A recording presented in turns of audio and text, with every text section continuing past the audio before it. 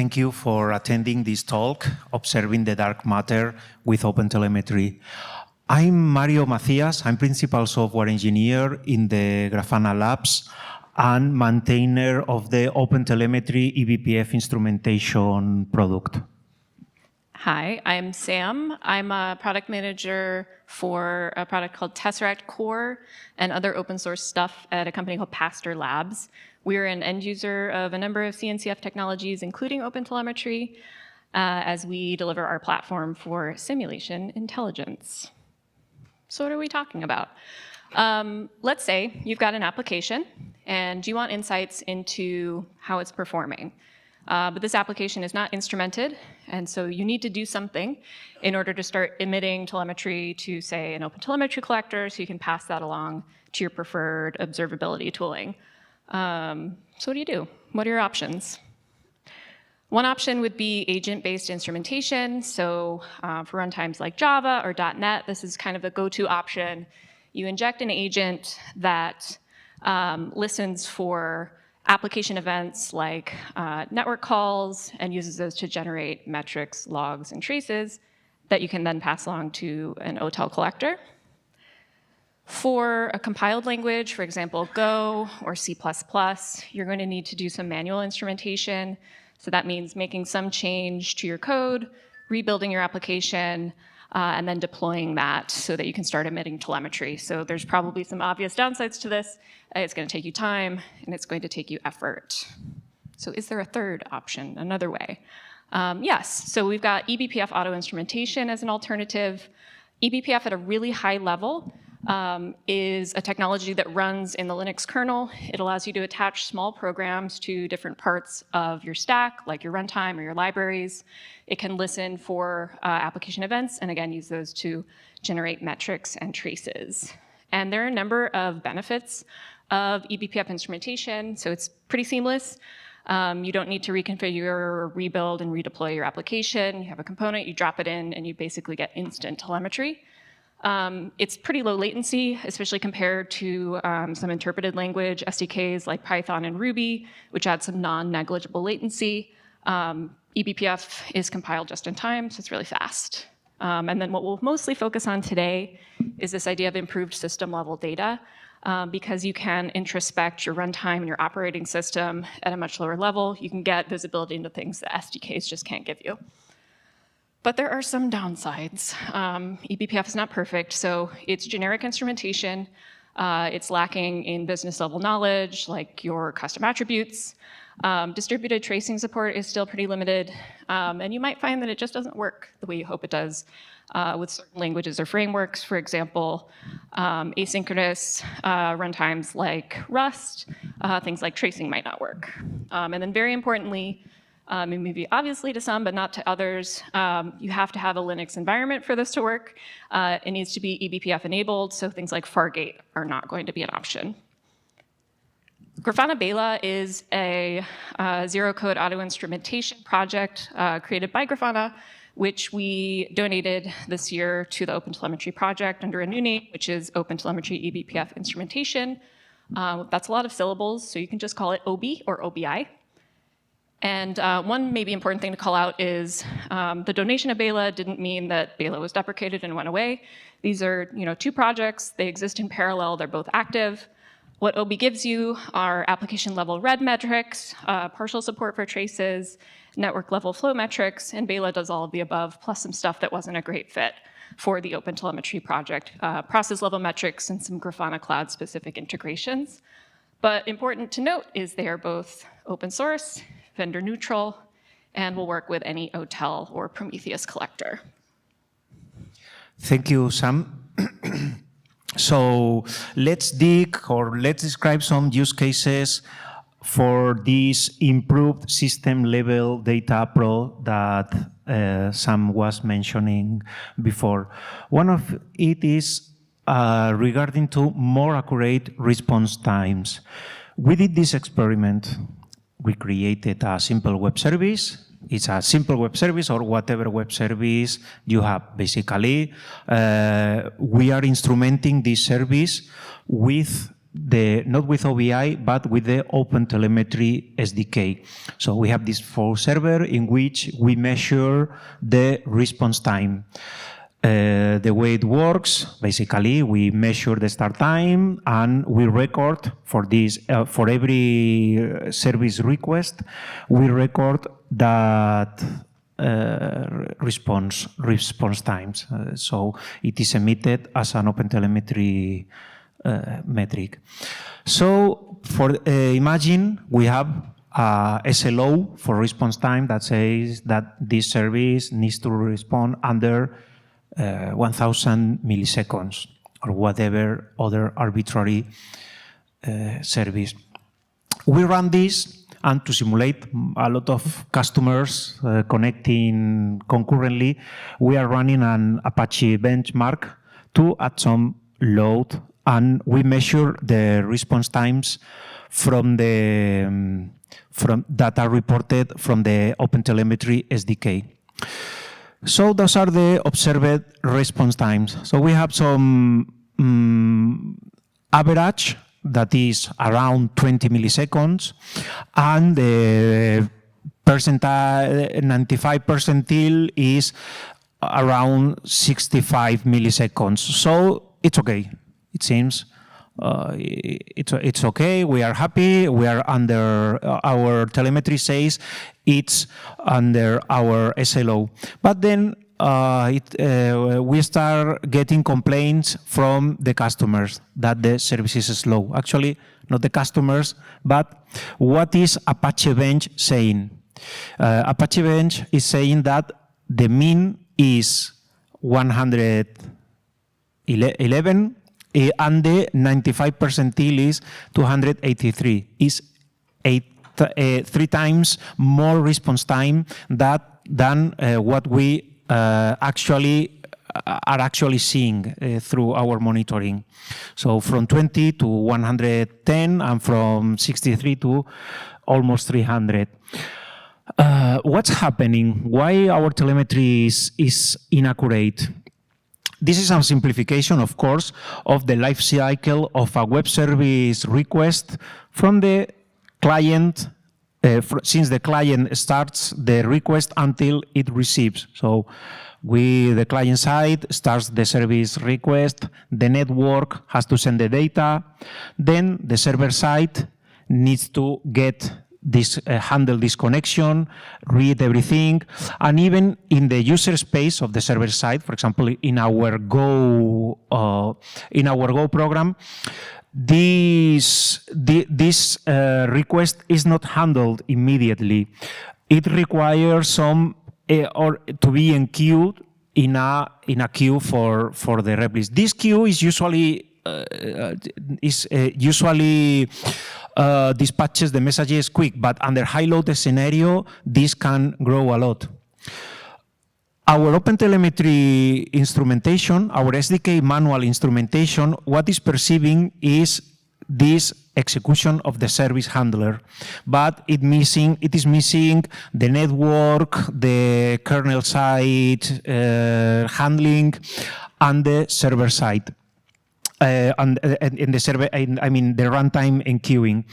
With eBPF, thanks to being able to inject probes at the low level, at the kernel level, we can provide a more accurate instrumentation. Of course, we cannot measure how much the network took from the client to us, but we can get all the signal earlier, as long as the connection is as soon as the connection is established, and we can also measure later the end of this request. So we can measure after the whole response has been written and closed. So as an experiment, we instrumented the same service with OBI. And these are the reported times.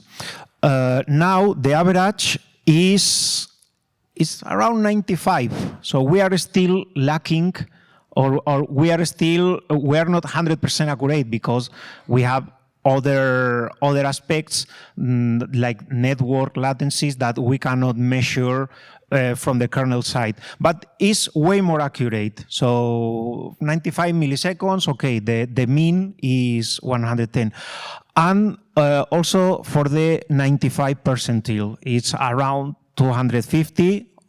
It's not exact, but we are able, thanks to eBPF and low-level instrumentation, we are able to get more accurate and precise information. Even this is an example of distributed trace reported by OBI.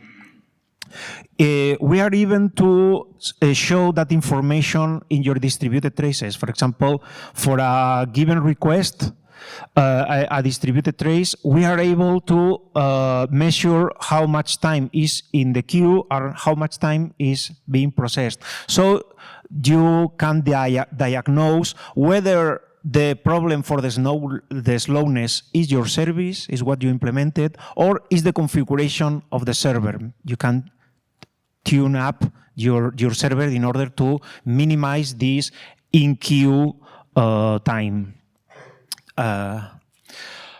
Another example of improved system-level data is that now we can detect hidden network traffic. The SDKs are usually run on top of your language or your framework. They need to support whatever you are instrumenting. Like if you're instrumenting HTTP, you need that the SDK supports HTTP. Same for gRPC, Kafka, whatever. eBPF is able to go directly to the source of the connection. That is, OBI is able to inspect Linux sockets. So you will know any kind of connection, even if it's not supported by the SDKs, or even at the packet level, you can instrument the packets and see what's going on in your network. So even if it cannot provide rich metrics or rich traces for your unknown or custom protocols, it can detect that there's something going on. A metric is, or one of your processes is calling home or is sending data to whatever other service you didn't know. This, in some users, allowed, for example, to detect some gossip protocols or diagnose the connection, the gossip protocols, and detect some help diagnose, for example, or size better their network. You can visualize this hidden traffic. OBI provides a metric, this OBI network flow bytes, in which you get the source metadata and the destination metadata. So this is not like system-level process information in which you know that a process is sending X bytes and receiving X bytes. The extra value of this is you can see which service is sending data, but also you can see the destination. So you can see for a given process, you can see all the destinations of the information and all the sources, instrumenting the sockets and the packets, you know both the source and the destination. With operating system level process metrics, you only can see what's going out or what's going in, but you don't know when, where or from the data is coming. Also, since this information is decorated with Kubernetes metadata and cloud metadata, it can help you diagnosing some hidden network costs. So this is data provided from an internal cluster. We have another metric is network interzone bytes total. You know, in the cloud, when you have traffic between availability zones, this traffic is way more expensive. And even if you have all your applications in your cloud, you can get extra charges for that. We can summarize by source and destination zone and by cluster and many other Kubernetes many other Kubernetes data, the traffic going on through different availability zones. For example, we see that in this graph, in this chart, most of the traffic between availability zones is small, but we have one that is considerably higher. This is just a cluster, but this represents, the cost of this represents like 4 figures per year. So it's a non-negligible cost, even in a small, this is a small cluster. In a big cluster, that can be a lot of money. Since we are decorating not only the source and destination zones, we can decorate also by, for example, the source pod or the source Kubernetes deployment. We can do, for example, this top K and see, okay, now I'm seeing that in this cluster between these availability zones, we have a lot of traffic. Who are the cause for that? For confidentiality reasons, I have blurred it, but this query will return the services that are reporting or are causing this traffic. Kafka. Another important internal traffic, another important instrumentation or improved system level data is DNS tracing. This is something that, again, it is under the visibility of traditional SDKs and cannot be easily instrumented. But if you have access to your network stack, you can analyze your packets and you can see whether your DNS is working fine or not. To enable DNS traffic, in order to not generating too much noise, you need to enable it specifically, but we have a property name in the traces export instrumentations. Yeah, you here can set all the kind of traffic you want to instrument, HTTP, gRPC, Kafka, even GPU data, but you set DNS, you will get all the traces of your DNS request. For example, this is from a real demo we just did 1 hour ago, in which we are invoking a service and we want to know whether is there any problem of the DNS. So we see here a lot of failures, but this is normal. It is just your client application trying to resolve again multiple resolvers. We see at the end that this is an external service. At the end, we identify this DNS request that has worked, so we can do the request that it failed, but was for another reason. So yeah. In conclusion, I will not read this whole slide. eBPF auto instrumentation is a really good alternative to traditional. Is my mic on? Yeah. Okay, thank you. It's a really good alternative to traditional SDKs if you're looking for zero code instrumentation.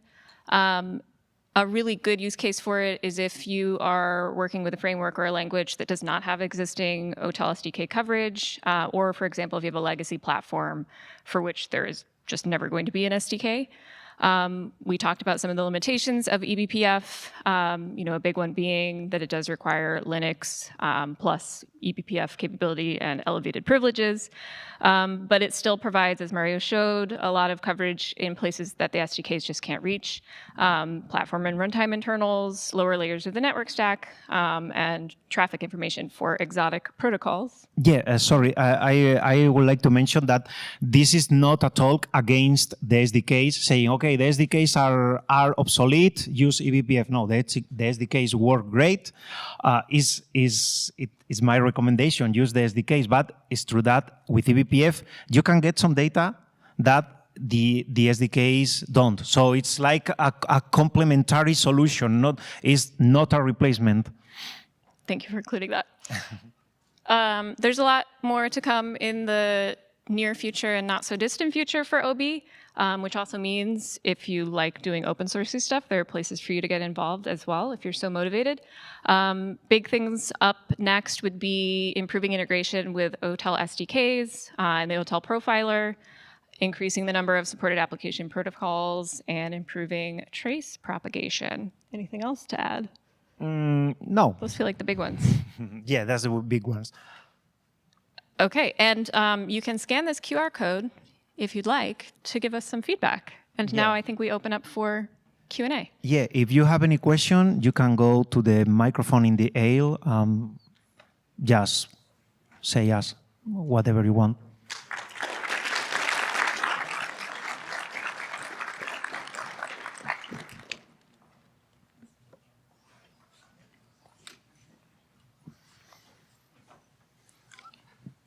Thank you for the talk. To probably double check the point on the last slide, there is no integrations between eBPF and SDK yet.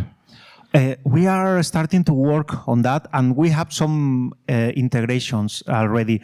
For example, if OBI detects your application is instrumented with the SDK, or is emitting data with the SDKs, it will ignore this application in order to not duplicate metrics. But it also is able to detect whether your application is partially instrumented. So if you with the SDK have injected some custom spans with custom attributes, OBI will instrument that part and will add and create the traces. In case, for example, you started getting your applications instrumented with OBI for instant visibility, which is other of the main use cases, and then start slowly or progressively instrumenting it with your SDK. So it will do for merging or integrating all the data, but there is still a lot of work to do.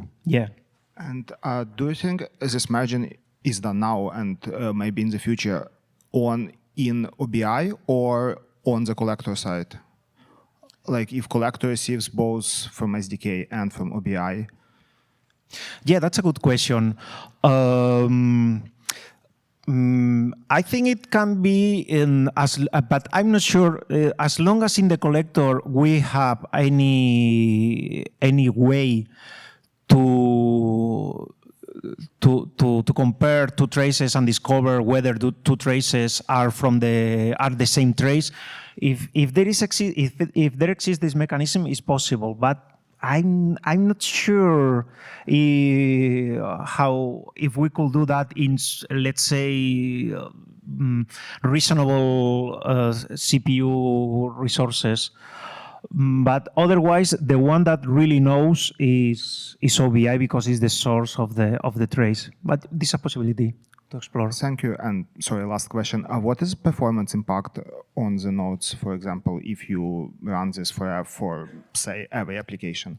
Yeah, we have done some. It will depend on the load of your applications. You know, more traffic, more traces. We have been running it in big systems with big load.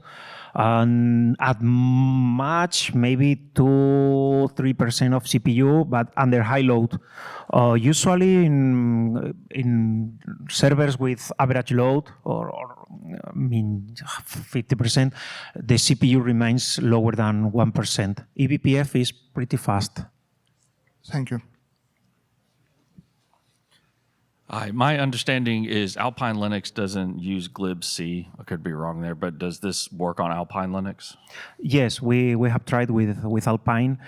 Yes, because even if you don't use libc, this kind of it emits the symbols, and as long as we have the symbols and libc, the sockets and so ever, it has the symbols remain standard. So going to the symbol side is possible. Yeah, and it works in Alpine.